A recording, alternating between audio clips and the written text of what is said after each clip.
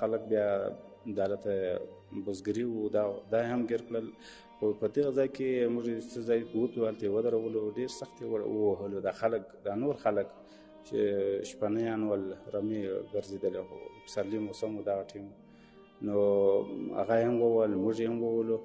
خپل کلي کې په یوه کور کې وم، د مالته امامت و، یوه کور کې مې شپه وه.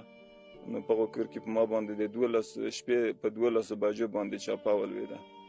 نو هغه چاپه د چاپې وحشت خو بیخي زیات و، تعبیر سړی نشي ځنې کړلی. یقینا د شپې په 12 بجو چې زه په هغه خواږه خوب باندې ویده وم، او موږ به یعنې هغه د شپې د خوب هغه نیمایي هغه وه چې نو په هغه وخت کې ګورم چې راویښ شوم چې بام باندې د بام کې داسې غږ لګي، که د یو څوک چې په بام ګرځي. نو کله چې راویښ شوم راپورته شوم چې ګورم چې امریکایان دي، ته د کور تاو دي او د تیارو غږونه دي، ډېر رقم تیارې، جیټ تیارې او د نورې تیارې ګرځولې، ډېر وحشت و. دلته موږ ته برق هم راکړه، وهلو ځورول ډېر و. ډوډۍ موډۍ اول کې کمه ورکوله چې دا حال وی، و موږ دغه ظلم هغه ډېر و.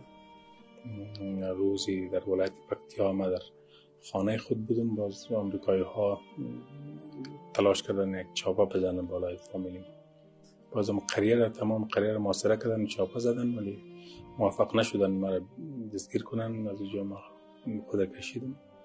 باز روز سوم بود، باز دوباره در یک ولسوالی بودم. ما در اونجا در ولسوالی احمد آبا مربوطات ولسوالی در خانه یکی از دوستای خود که باز اونجا چاپه دومی آمد، خانه را مستقیما زیر کمربند قرار دادن، محاصره کردن و آمدن مرا دستگیر کردن در اونجا.